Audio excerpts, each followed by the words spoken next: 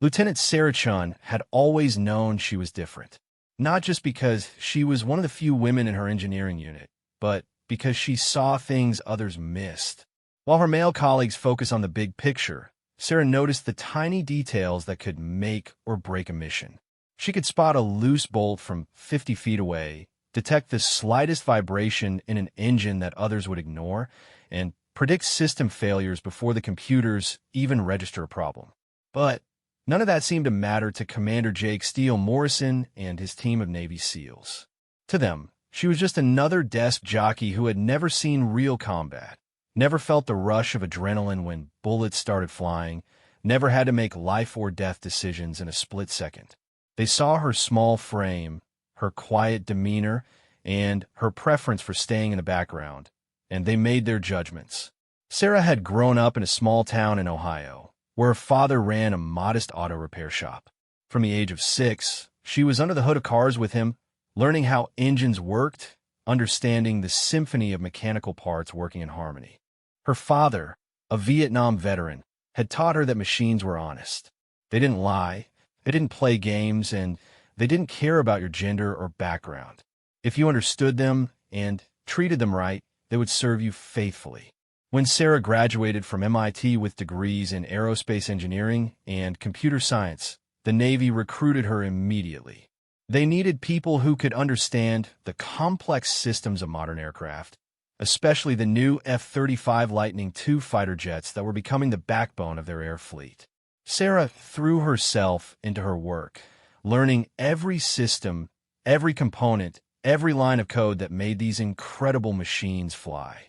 The F-35 was more than just a plane to Sarah. It was a masterpiece of engineering, a perfect blend of stealth technology, advanced avionics, and raw power. She spent countless hours studying its systems, running diagnostics, and fine-tuning its performance. She could navigate its complex computer systems with her eyes closed, and she understood its capabilities better than most of the pilots who flew it. But understanding the machine was one thing. Actually flying it was something entirely different, and everyone knew that. The F-35 was not just any aircraft. It was a weapon of war, a killing machine that required nerves of steel and split-second decision-making abilities. The pilots who flew these jets were the elite of the elite, warriors who had trained for years to handle the incredible forces and pressures of high-speed combat flying. Commander Morrison had built his reputation on being tough, uncompromising, and brutally honest. His SEAL team respected him because he had proven himself in the field time and time again. He had led missions in Afghanistan, Iraq, and several classified operations that had saved countless American lives. When he spoke, people listened. When he gave an order, it was followed without question. Morrison had little patience for what he saw as the Navy's increasing focus on political correctness and diversity initiatives. He believed that combat was no place for social experiments, that lives were too important to risk on anything other than proven ability and experience. When he looked at Sarah, he saw someone who had been given opportunities not because of her capabilities, but because the Navy wanted to show how progressive and inclusive it was. The tension between Sarah and Morrison's team had been building for months. It started with small things. Jokes made just loud enough for her to hear. Comments about how engineers should stick to their computers and leave the real work to the warriors. Suggestions that maybe she would be more comfortable in a desk job somewhere safe. Sarah tried to ignore it at first. She focused on her work, hoping that her competence and dedication would eventually earn their respect. She worked longer hours than anyone else, double-checked every system, and made sure that every aircraft that left the hangar was in perfect condition. But the more she tried to prove herself, the more they seemed to resent her presence. The breaking point came during a routine briefing about a new mission. Morrison was explaining the flight plan to his team when Sarah noticed something on the technical specifications that didn't look right. The fuel calculations seemed off, and there was a discrepancy in the weight distribution that could affect the aircraft's performance. She waited until the end of the briefing and then quietly approached Morrison to share her concerns. Morrison listened to her explanation with a blank expression, then dismissed her worries with a wave of his hand. "Thanks for the input, Lieutenant," he said in a tone that made it clear her input was neither wanted nor valued. "But I think my pilots know how to read a fuel gauge." The other SEALs chuckled at Morrison's response, and Sarah felt her face flush with embarrassment. She wanted to argue, to insist that her calculations were correct, but she knew it would only make things worse. She retreated to her corner of the hangar, but she couldn't shake the feeling that something was wrong. 2 days later, one of Morrison's pilots had to make an emergency landing because of fuel shortage. The incident could have been avoided if someone had listened to Sarah's calculations, but no one mentioned that fact. Morrison simply blamed it on unforeseen circumstances and moved on. That's when Sarah realized that no matter how competent she was, no matter how hard she worked, she would never be accepted by Morrison and his team. To them, she would always be an outsider, someone who didn't belong in their world of warriors and heroes. Morrison, for his part, saw Sarah's growing confidence as arrogance. He watched her work with the F-35's complex systems and admitted privately that she was technically skilled.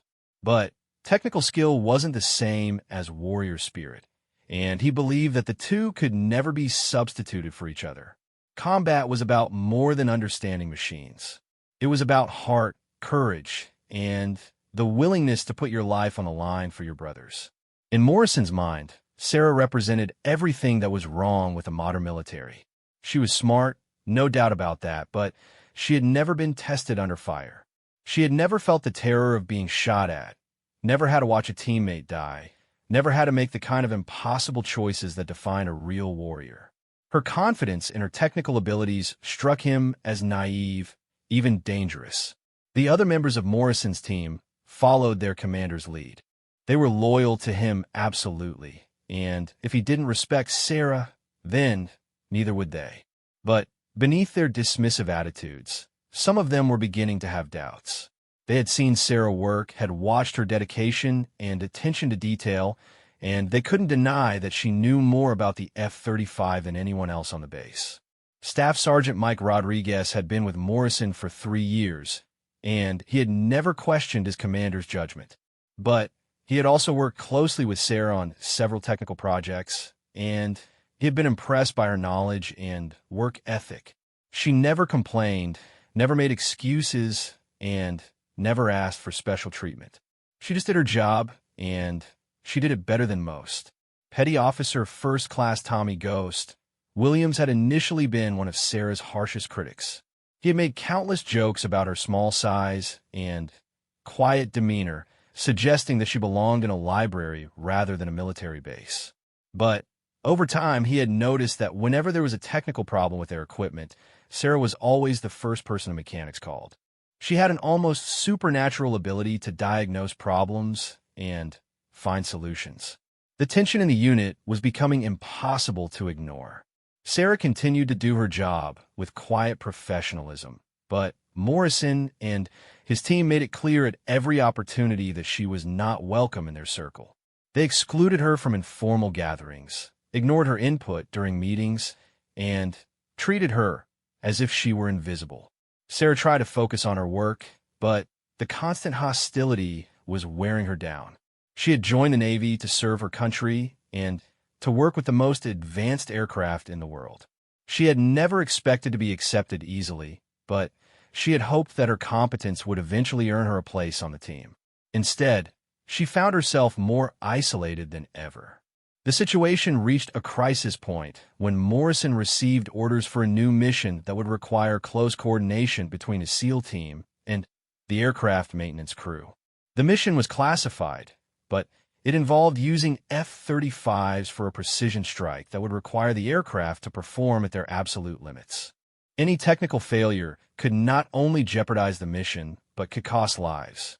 Morrison knew that Sarah was the most qualified person on the base to ensure that the F-35s were ready for such a demanding mission. But his pride and his prejudices prevented him from acknowledging her expertise. Instead, he assigned the technical oversight to a less qualified, but more traditional member of his team. Sarah watched the preparations with growing concern. She could see that corners were being cut, that important safety checks were being skipped, and that the aircraft were not being prepared to the standards that such a critical mission demanded. She tried to voice her concerns through official channels, but her warnings were dismissed or ignored. The night before the mission, Sarah made a decision that would change everything. She could not stand by and watch while men's lives were put at risk because of pride and prejudice. She decided to take matters into her own hands, even if it meant the end of her military career. She worked through the night, conducting her own inspection of the aircraft that would be used in the mission. What she found confirmed her worst fears. There were multiple issues that could cause catastrophic failures during the high-stress maneuvers the mission would require. The fuel systems had not been properly calibrated, the navigation computers contained outdated software, and several critical components showed signs of where that could lead to failure. Sarah documented every problem she found and prepared a detailed report outlining the risks and the steps needed to address them. She knew that presenting this report to Morrison would probably result in her being transferred or even discharged from the Navy. But she also knew that she could not live with herself if something happened to the pilots because she had remained silent. As dawn approached and the mission team prepared for their final briefing, Sarah made her way to Morrison's office. She carried her report and a determination to speak the truth regardless of the consequences. She had no way of knowing that this confrontation would lead to events that would test not only her courage, but also Morrison's fundamental beliefs about what it means to be a warrior. The sun was rising over the base as Sarah stood outside Morrison's office, gathering her courage for what would certainly be the most important conversation of her military career. Inside that office, Morrison was reviewing the mission plans, confident in his team's abilities and dismissive of any concerns that might come from someone he saw as an inexperienced outsider. Neither of them could have imagined how this day would end, or how their conflict would ultimately lead to a moment of truth that would change both of their lives forever. The stage was set for a confrontation that would test everything they believed about courage, competence, and what it truly means to serve your country. Sarah knocked on Morrison's office door at exactly 0600 hours. She had rehearsed what she would say dozens of times during the sleepless night, but now that the moment had arrived, her carefully planned words seemed to escape her. Morrison's gruff voice called for her to enter, and she stepped into the Spartan office that reflected its occupant's no-nonsense personality. Morrison looked up from his mission files with obvious irritation. He was not accustomed to being interrupted during his pre-mission preparations, especially not by someone he considered irrelevant to the operation. "What is it, Lieutenant?" he asked, his tone making it clear that whatever she had to say better be important. Sarah placed her thick report on his desk, her hands steadier than she felt inside. "Sir, I've conducted an independent inspection of the aircraft assigned to today's mission. There are critical safety issues that need to be addressed before takeoff." Morrison's expression darkened as he glanced at the report without opening it. "I wasn't aware that I had requested an independent inspection, Lieutenant. The aircraft have already been cleared by the appropriate personnel." "Sir, with respect, the inspection was inadequate," Sarah replied, forcing herself to maintain eye contact despite the commander's intimidating glare. "The fuel calibration systems are off by 7%, which will affect range and performance during high-G maneuvers. The navigation software hasn't been updated to include the latest threat assessment data, and there are microfractures in 3 critical stress points that could lead to catastrophic failure." Morrison stood up slowly, his 6'4" frame towering over Sarah's smaller stature. "Lieutenant Shun, let me make something very clear to you. I have been leading successful missions since before you graduated high school. My pilots are the best trained warriors in the world, and they don't need a desk jockey second-guessing their equipment." The word stung, but Sarah pressed on. She opened the report to a page filled with detailed photographs and technical diagrams. "Sir, these aren't opinions. These are measurable defects that violate safety protocols. If these aircraft are pushed to their limits during the mission, there's a significant probability of system failure." Probability. Morrison repeated with obvious disdain. Let me tell you about probability, Lieutenant. The probability is that my team will complete this mission successfully, just like we've completed every other mission we've been assigned.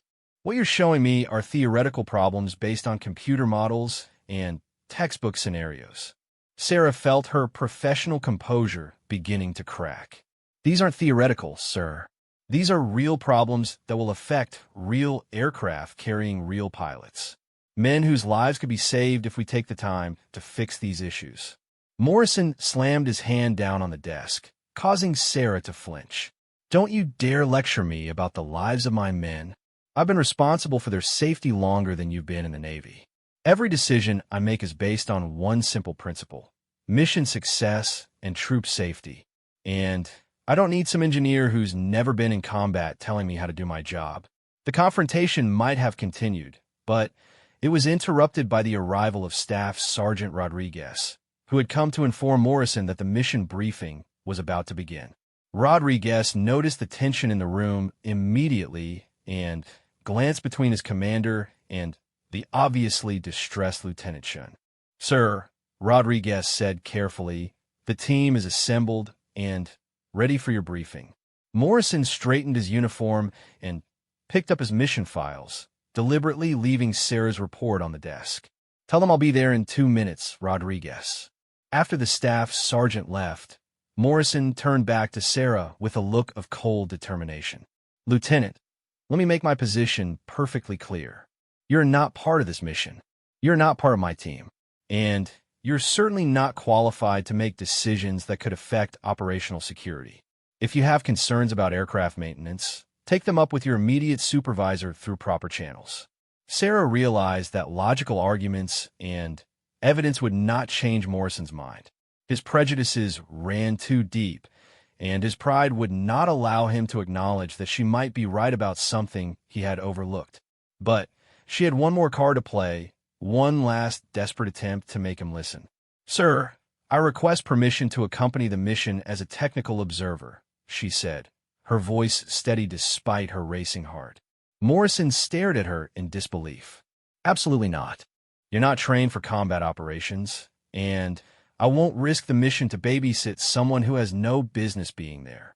Then let me prove that I understand these systems better than anyone else on this base, Sarah said, an idea forming as she spoke. Give me a test flight in one of the F-35s.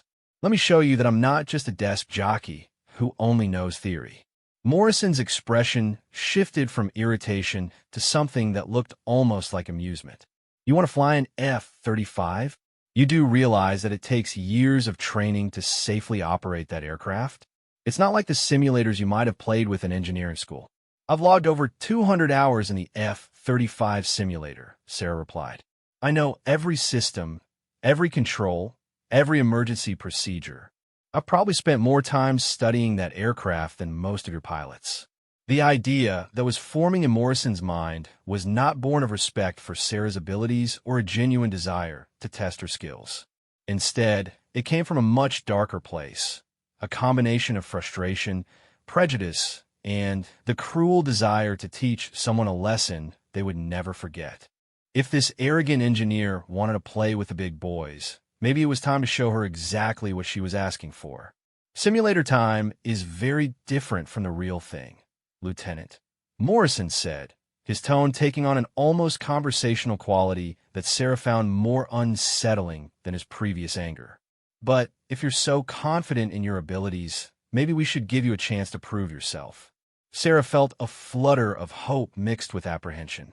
She had not expected Morrison to agree to her request, and something in his sudden change of attitude worried her. But this might be her only chance to prove that she belonged, that she was more than just a desk-bound engineer. I'm willing to take that chance, sir, she said.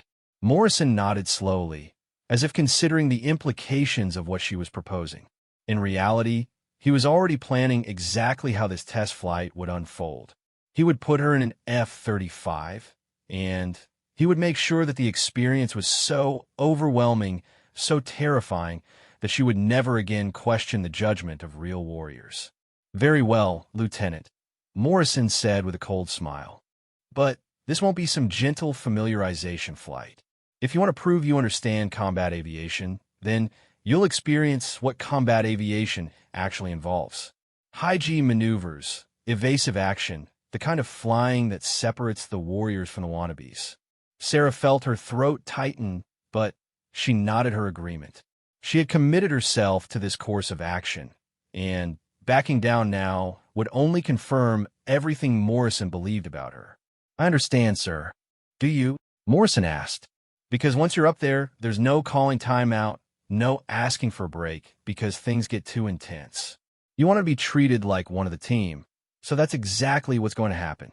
20 minutes later, Sarah found herself in the flight preparation room, being fitted for a pressure suit by a technician who seemed confused by the sudden change in the day's schedule. The suit was designed for pilots much larger than her small frame, and even with all the adjustments, it felt bulky and uncomfortable. Rodriguez approached her as she was checking her equipment.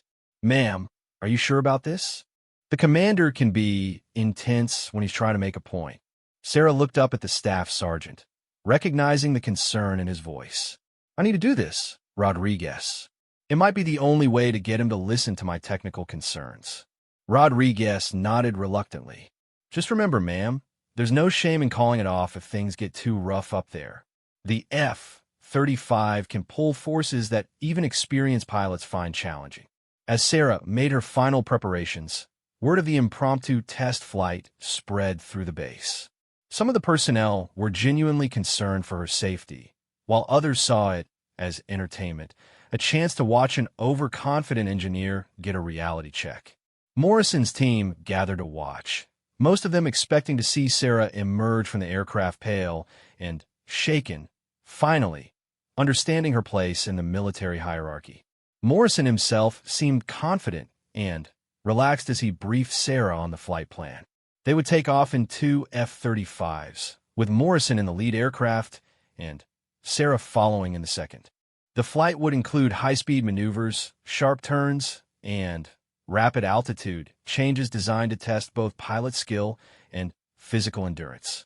"Remember, Lieutenant," Morrison said as they walked toward the aircraft, "this isn't a simulator where you can pause the program if you feel uncomfortable. Up there, you'll be pulling real GS, feeling real forces that can make you black out if you're not prepared for them." Sarah nodded, trying to project confidence she didn't entirely feel. She had studied the physical demands of high-performance flight, had read about the effects of G-forces on the human body, but reading about something and experiencing it were completely different things. As she climbed into the cockpit of her F-35, Sarah felt a mixture of excitement and terror. The aircraft was even more impressive from the inside than she had imagined. Every surface was covered with displays, controls, and indicators that provided information about the aircraft systems. It was like sitting inside the brain of a mechanical predator, surrounded by the technology that made it one of the most advanced fighting machines ever created. The startup procedures were exactly as she had practiced them hundreds of times in the simulator, but now every switch she flipped, every button she pressed, controlled real systems with real consequences. The engines came online with a low rumble that she could feel through the seat, and the aircraft's computers began their complex initialization sequences. Morrison's voice crackled through her headset as he ran through the pre-flight checklist. His tone was professional, but Sarah could detect an underlying current of anticipation, as if he was looking forward to what was about to happen. "Phoenix 2, are you ready for departure?" Morrison asked, using the call sign that had been assigned to Sarah's aircraft. Sarah took a deep breath and keyed her microphone. "Phoenix 2 ready, Phoenix lead." "Copy that, Phoenix 2. Remember, stay tight on my wing and follow my lead. We're going to see what you're really made of today." As the 2 F-35s taxied toward the runway, Sarah tried to calm her racing heart. She had wanted this opportunity to prove herself, but now that it was actually happening, she was beginning to understand the magnitude of what she had gotten herself into. Morrison was not going to make this easy for her, and she suspected that his definition of a test flight was going to be far more challenging than anything she had prepared for. The control tower cleared them for takeoff, and Morrison's aircraft began its takeoff roll. Sarah followed, pushing her throttles forward and feeling the incredible power of the F-35's engine pushing her back in her seat. Within seconds, they were airborne, climbing rapidly into the morning sky. For the first few minutes, the flight proceeded normally. Sarah focused on staying in formation with Morrison's aircraft, matching his movements and maintaining the proper spacing. The view from the cockpit was spectacular, and despite her nervousness, she felt a thrill of accomplishment. She was actually flying an F-35, something that only a few hundred people in the world had ever done. But Morrison had not brought her up here for a sightseeing tour. Once they reached their assigned altitude, his voice came through her headset with a tone that sent a chill down her spine. "Phoenix 2, hope you're comfortable up there, because class is about to begin. Let's see how well you handle some real flying." Without warning, Morrison's F-35 suddenly rolled hard to the right and dove toward the earth in a maneuver so violent that Sarah's aircraft was buffeted by the turbulence from his wake. Her hands gripped the controls as she tried to follow him, but the sudden change in direction created forces that pressed her deep into her seat with crushing intensity. "Stay with me, Phoenix 2, Morrison's voice commanded through her headset. "This is what real combat flying looks like." Sarah fought to maintain control as her aircraft shuddered through the turbulent air.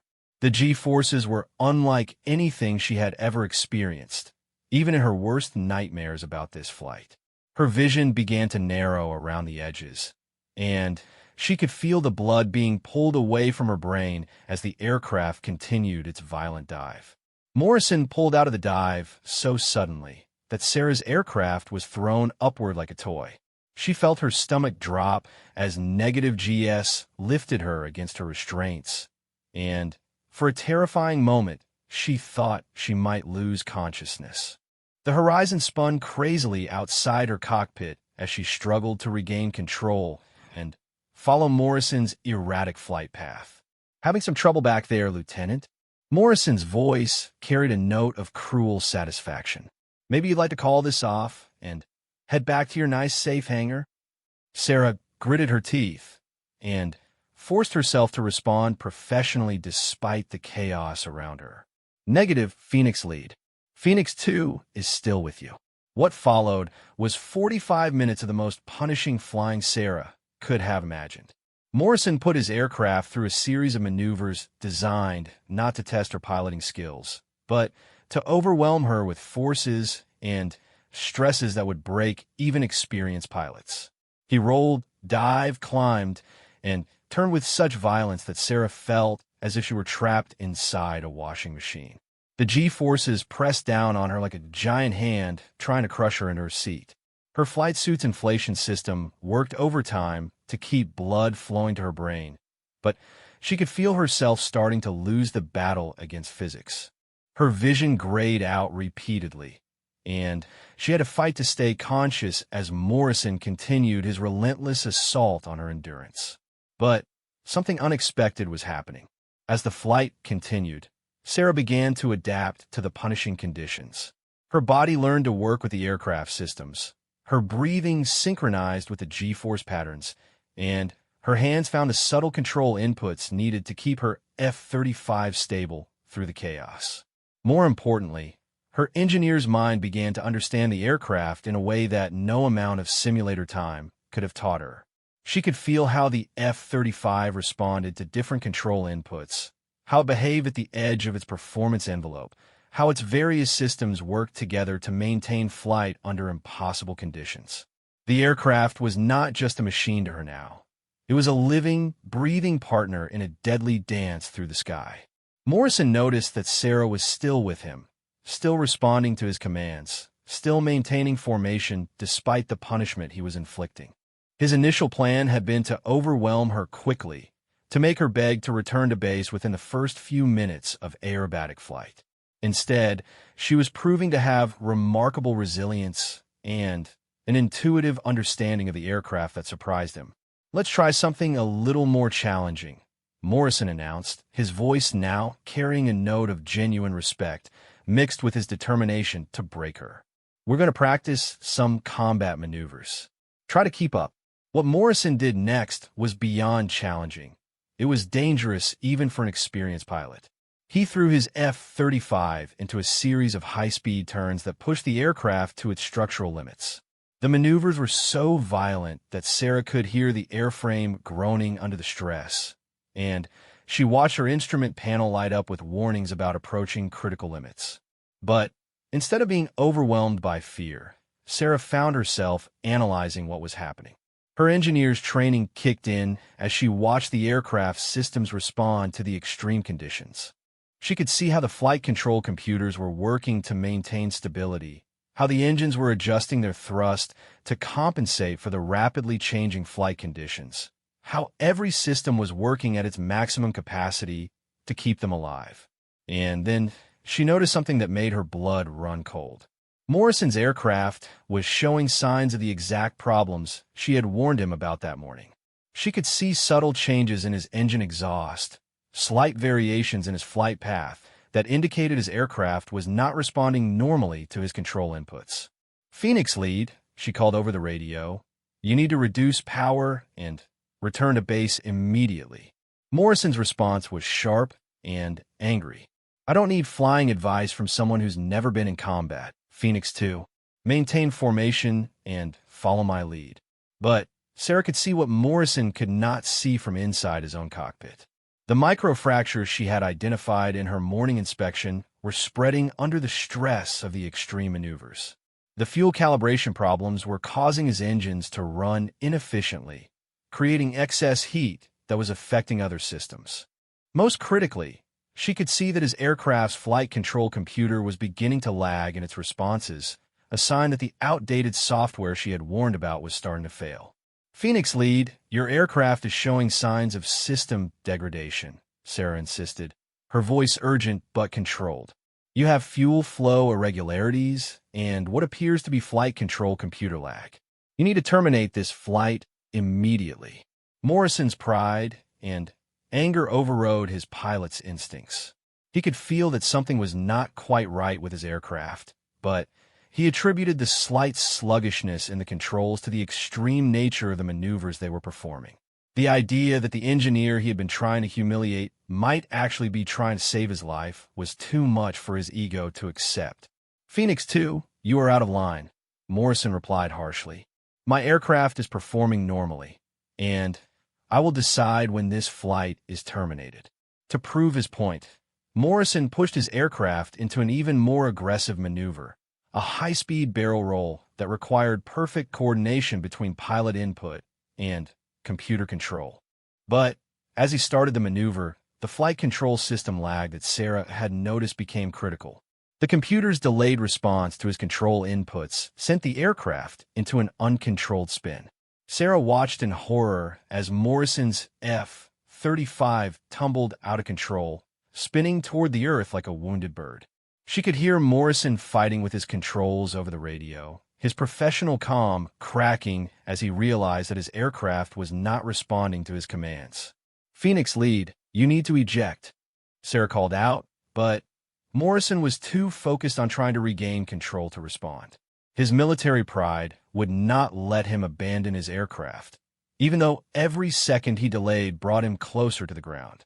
Without hesitation, Sarah pushed her own F-35 to its limits, diving after Morrison's spinning aircraft. She had never attempted a rescue maneuver, had never even seen one performed outside of training videos, but her understanding of the F-35 systems told her that there might be a way to help him regain control. Flying in close formation with an aircraft that was spinning out of control was incredibly dangerous. Morrison's F-35 was tumbling unpredictably, and one wrong move could result in a mid-air collision that would destroy both aircraft. But Sarah had analyzed the spin pattern and believed she could predict Morrison's flight path long enough to get close to him. "Phoenix Lead," she called over the radio as she maneuvered her aircraft dangerously close to his. "I'm going to try to disrupt your spin with my wake turbulence. When I give you the signal, apply full right rudder and pull back on your stick." Morrison was too busy fighting his unresponsive controls to argue with her plan. His aircraft was approaching an altitude where ejection would be his only option, and he was running out of time to regain control. Sarah positioned her F-35 slightly above and ahead of Morrison's spinning aircraft, then executed a maneuver she had never attempted before. She used her aircraft's wake turbulence to disrupt the airflow around Morrison's F-35, creating a brief moment when the aerodynamic forces holding him in the spin were interrupted. "Now," she called out.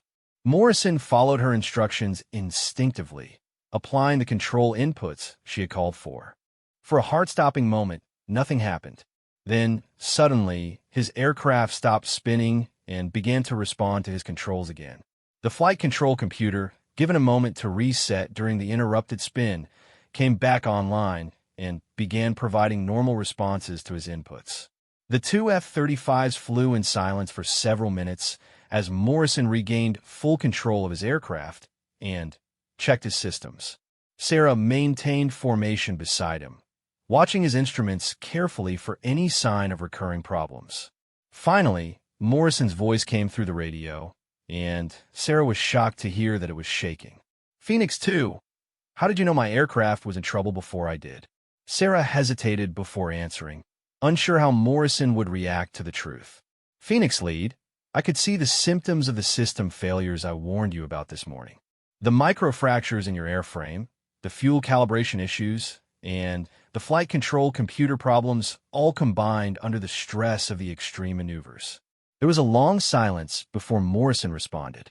When he finally spoke, his voice was quiet and subdued. "Phoenix 2, you saved my life today." The flight back to base was unlike anything Sarah had expected when she first climbed into the F-35 that morning. Morrison flew with unusual caution, clearly shaken by how close he had come to losing his aircraft and possibly his life. Sarah stayed close to him, monitoring his systems and ready to provide assistance if any other problems developed. As they approached the airfield, Sarah could see the emergency vehicles that had been scrambled when Morrison's aircraft had gone into its uncontrolled spin. The entire base had been watching their flight on radar, and word of the near disaster had spread quickly through the personnel. Morrison executed a perfect landing despite his aircraft's compromised systems, bringing the F-35 down safely on the runway. Sarah landed right behind him, her own hands shaking slightly as the adrenaline of the flight began to wear off. As they taxied back to the hangar, Sarah realized that everything had changed. She had not only proven that she could fly the F-35 under extreme conditions, but she had also demonstrated knowledge and quick thinking that had saved Morrison's life. The commander who had been trying to humiliate her was now alive because of her expertise and courage. But she also knew that the real test was yet to come. Morrison would have to face his team, his superiors, and his own prejudices in light of what had happened. The question now was whether this experience would change his fundamental beliefs about who could be a warrior, or whether his pride would find a way to dismiss what had happened as luck or coincidence. As Sarah climbed out of her F-35, she saw Morrison standing beside his aircraft, staring at the engine that had nearly failed him. For the first time since she had known him, the confident, arrogant commander looked uncertain and vulnerable. The machine that she had warned him about had nearly killed him, and the person he had dismissed as incompetent had saved his life. The ground crews were already examining Morrison's aircraft, and Sarah knew they would find exactly the problem she had documented in her morning report. The evidence would be undeniable, and Morrison would have to confront the fact that his prejudices had nearly cost him everything. Morrison stood in the hangar as the maintenance crew swarmed over his F-35, their faces grim as they documented each system failure that Sarah had predicted. The microfractures she had identified were clearly visible under close inspection, stress lines that had spread under the force of their aggressive maneuvers. The fuel calibration system showed exactly the 7% deviation she had calculated, and the flight control computer's logs revealed multiple instances where outdated software had caused dangerous delays in response time. Chief Master Sergeant Williams, the head of aircraft maintenance, approached Morrison with a clipboard full of findings. His expression was serious as he reviewed the list of problems that had been discovered. "Sir, Williams said quietly. "This aircraft should never have been cleared for the type of flying you were doing today. Any one of these problems could have been manageable under normal conditions, but combined with high-stress maneuvers." He didn't need to finish the sentence. Morrison nodded slowly, unable to meet Williams' eyes. How long would it have taken to fix these problems if we had known about them this morning? "About 4 hours of work, sir. Maybe 5 at the most. All routine maintenance procedures that could have been completed well before your scheduled mission." The words hit Morrison like physical blows. 4 hours of maintenance work could have prevented the near disaster that had almost cost him his life. More importantly, Sarah had identified all of these problems and tried to warn him, only to be dismissed and ridiculed for her concerns. Across the hangar, Sarah was conducting her own post-flight inspection with methodical precision. She checked every system in her F-35, documenting its performance during the extreme flight conditions. Her aircraft had performed flawlessly, a testament to the thorough maintenance procedures she had advocated for. Rodriguez approached Morrison cautiously, unsure how his commander would react to what had happened. "Sir, the debrief is scheduled for 1,400 hours. Base Command wants a full report on the incident." Morrison realized that he would have to explain to his superiors how he had ignored safety warnings from a qualified engineer, how his prejudices had nearly resulted in the loss of a $50 million aircraft, and the death of an experienced pilot. The mission that had been scheduled for that afternoon had been canceled pending a full investigation of the maintenance procedures that had allowed faulty aircraft to be cleared for flight. "Rodriguez," Morrison said quietly, "I need you to find Lieutenant Chun and ask her to meet me in my office in 30 minutes. Rodriguez nodded and headed across the hangar to where Sarah was still working on her post-flight checks. Morrison watched him go, then turned back to look at his damaged F-35. The aircraft that had been his pride and joy, the machine he trusted with his life, had nearly become his tomb because he had been too arrogant to listen to someone he considered beneath him. 30 minutes later, Sarah knocked on Morrison's office door for the second time that day. But everything had changed since their morning confrontation. Morrison's voice when he called for her to enter was subdued, lacking the aggressive confidence that had characterized their earlier meeting. Sarah entered to find Morrison sitting behind his desk, no longer the imposing figure who had dismissed her warnings that morning. He looked older, somehow diminished by the events of the day. Her report, which he had ignored earlier, was now open on his desk, and she could see that he had been studying it carefully. "Sit down, Lieutenant," Morrison said, gesturing to the chair across from his desk. His tone was formal but respectful, a dramatic change from the contempt he had shown her earlier. Sarah took the offered seat, unsure what to expect from this meeting. Morrison was clearly struggling with what he wanted to say, and she waited patiently for him to find the words. "Lieutenant Chun," Morrison began slowly, "I owe you an apology, not just for this morning, but for the way I've treated you since you arrived at this base.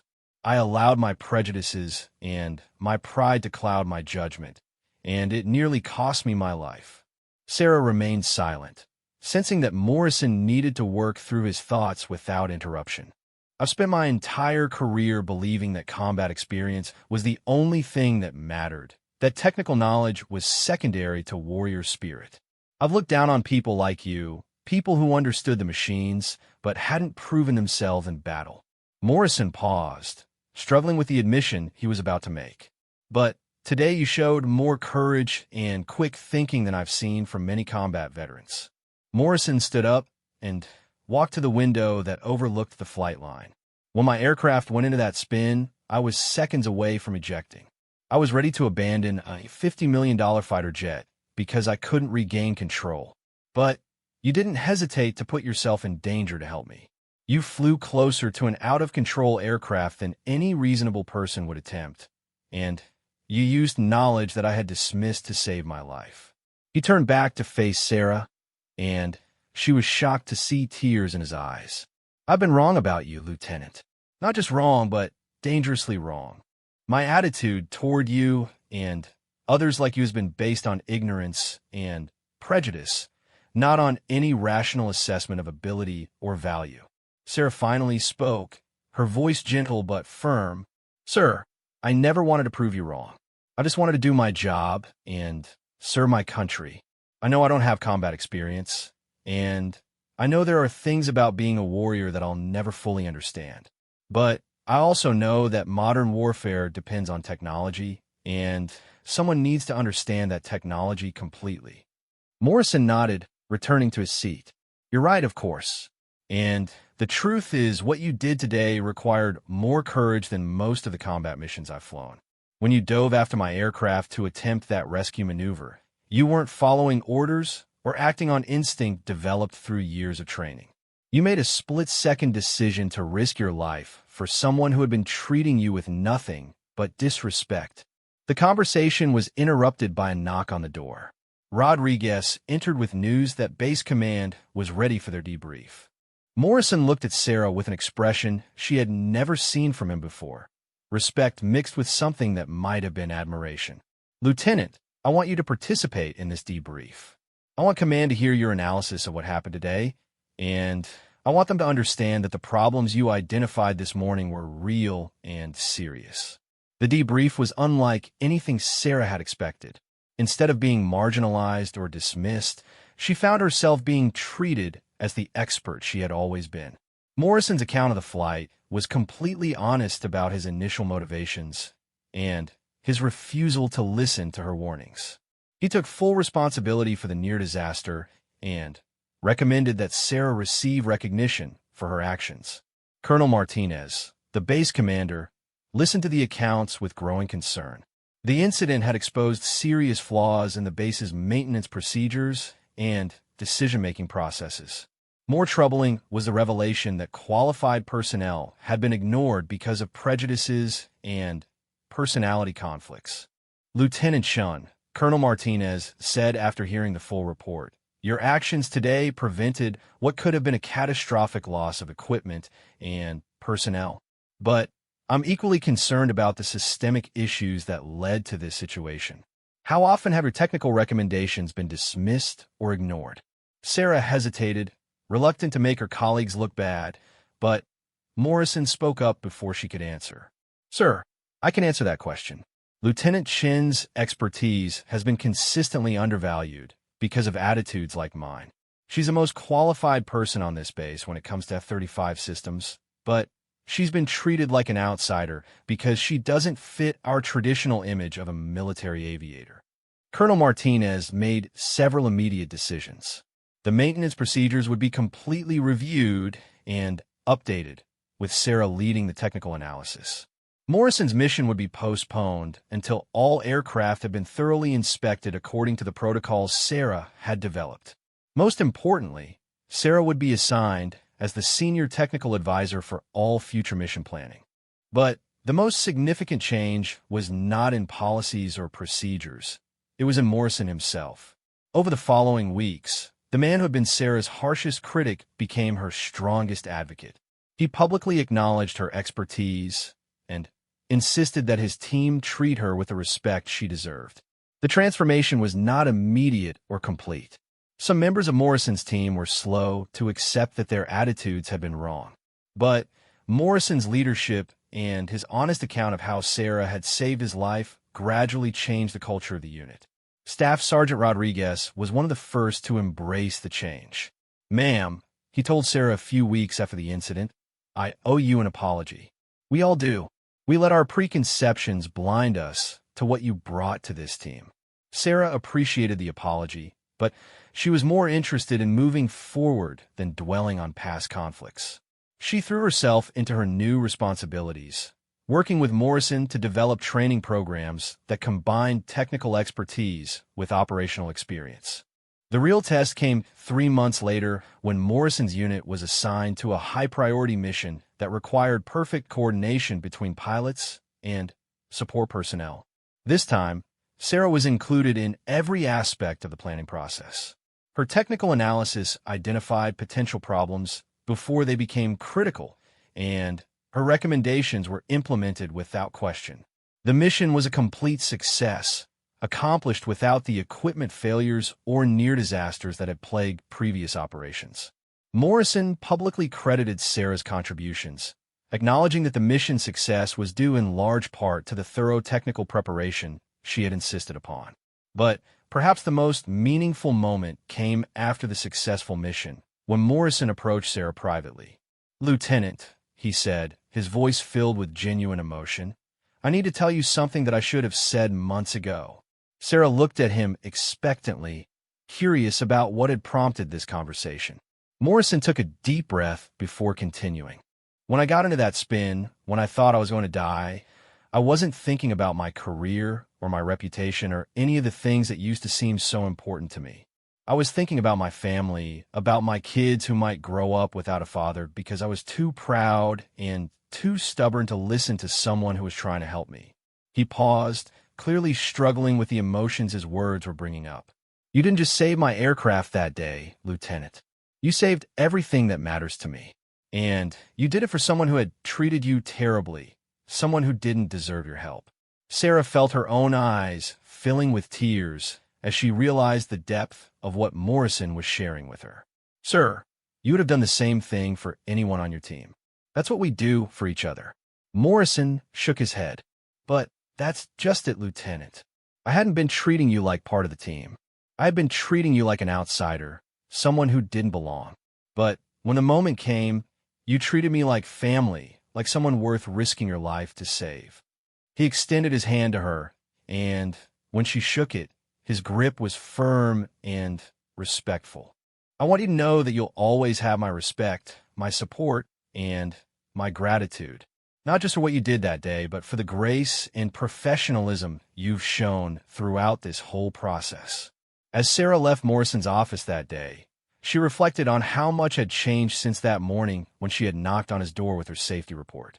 The man who had tried to humiliate her by putting her in an F-35 had indeed been brought to his knees, not by her actions, but by his own realization of how wrong he had been. Morrison had learned that true strength comes not from the ability to dominate others, but from the wisdom to recognize and respect the contributions that everyone can make. And Sarah had learned that sometimes the greatest victories come not from proving others wrong, but from helping them discover what they're capable of becoming. The F-35 that had nearly been Morrison's downfall became a symbol of their new partnership. Every time they worked together on that aircraft, they were reminded of the day when everything changed, the day when prejudice gave way to respect, and when two people who seemed to have nothing in common discovered that they shared the most important thing of all, a commitment to serving something greater than themselves. Years later, when Morrison had been promoted to colonel and Sarah had become the base's chief technical officer, they would often tell the story of that flight to new personnel. It became a lesson about the importance of listening to expertise regardless of where it comes from, about the dangers of letting prejudice cloud judgment, and about the courage required to admit when you're wrong. But for Morrison, it remained something more personal than a teaching story. It was a reminder of the day when a woman he had dismissed as unworthy had shown him what real courage looked like, and in doing so had saved not just his life, but his soul.